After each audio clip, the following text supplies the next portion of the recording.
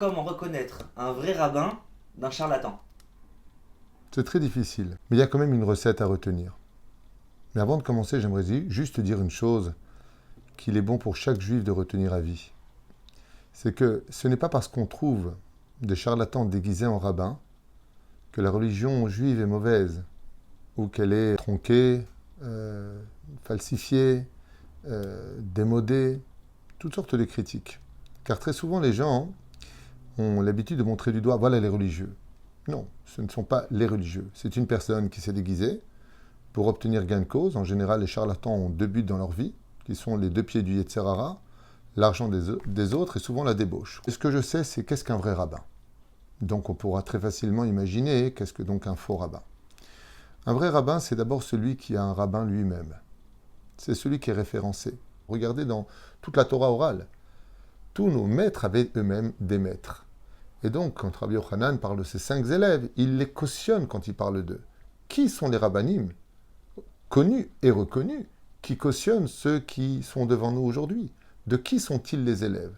Ce qui fait qu'on ne peut pas être rabbin si nous-mêmes, on n'a pas un propre rabbin reconnu qui nous cautionne.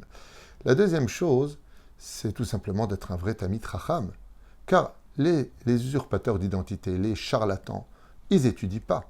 Ils sont beaucoup trop après la recherche de l'argent et de leur but machiavélique. Donc, en réalité, ils ne savent que l'extériorité de la Torah parce qu'ils ne l'étudient pas. Un vrai Talmid Racham passe la Torah comme étant la priorité de sa vie pour ensuite la mettre au service du peuple. Il est là pour le peuple, il a un bon cœur. Et puis n'oublions pas un détail, c'est que les charlatans sont aidés par le Satan, le Yetzer Hara, et donc il ne faut pas s'étonner de tomber sur des personnes déguisées en rabbins qui sont capables de te dire ce qui s'est passé avant-hier, ou même ce qui se passera éventuellement demain, ce qui est absolument faux.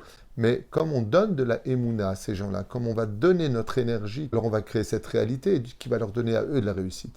Ce rabbin que j'ai vu, qui en réalité n'en est pas un du tout, eh bien, m'a dit quelque chose et ma foi va donner réalité à ce qu'il m'a dit. Et ce qui va en ressortir pour moi, c'est que, tu vois, il l'a dit, il ne s'est pas trompé, il a dit qu'au mois de mars, je me marierai, je me suis marié au mois de mars. Parce que tu lui as fait confiance, pas parce qu'il a dit, parce qu'il l'a vu, parce que toi, tu vas lui donner vie. Les vrais rabbinim ne cherchent pas ni les appareils photo, ni le succès, bien au contraire. Un vrai Talmid Racham, c'est celui qui s'efface complètement pour laisser apparaître la gloire de Dieu et non pas la sienne. Mais le temps nous livrera tout cela. Mais si on sait déjà que Béhémet, il a une vraie Hirat Shamayim, que Béhémet, il étudie la Torah, que Béhémet, les gens qui témoignent autour de lui, racontent combien il est là pour eux, combien c'est quelqu'un qui est présent pour eux. Quand on voit le Yahanouka, ce grand Talmid Racham aujourd'hui qui fait tellement parler de lui, et qui se met à genoux parce qu'une personne est petite de taille ou un enfant lui parle, et qui lui donne le temps qu'il lui faut, qui lui accorde le temps qu'il veut. Quand on voit le Rav Kanevski à la Shalom, Zecher Tzadik, Kadosh Ibracha, qui recevait tellement de monde à écouter et à lire des courriers. Je me rappelle le Rav Mordechai Eliyahu, Zecher Tzadik, Kadosh Ibracha, qui regardait comme ça, il répondait. Mais tu vois dans ses yeux de l'amour. Ce sont des gens qui sont là pour les autres. Les charlatans se servent des autres. Et si on a les yeux qui sont bien ouverts, on le verra assez rapidement. Le mieux, comme le disent nos sages, mieux vaut avoir affaire à un chacham adif minavi. Écoutez bien les mots. Un sage vaut mieux qu'un prophète. Parce qu'un prophète, c'est celui qui est en relation sur le passé et l'avenir. Mais un chacham, c'est celui qui vit la journée d'aujourd'hui et qui va te redonner le sourire pour aujourd'hui. C'est-à-dire qu'il va te donner des réponses qui sont al-pi Torah, ce qu'on appelle le da Torah. Et ça, c'est ce qu'il y a de mieux. Vous savez, quelqu'un est venu voir un jour à Mekouba, il lui dit mes affaires, ça va pas du tout, machin. Qu'est-ce qu'il lui a dit? Il lui a dit t'inquiète pas, je vais te faire un truc, ça va aller dans tes affaires. Alors quand il est parti, je lui ai dit vous savez qu'il travaille dans un bureau non cachère. Ah bon?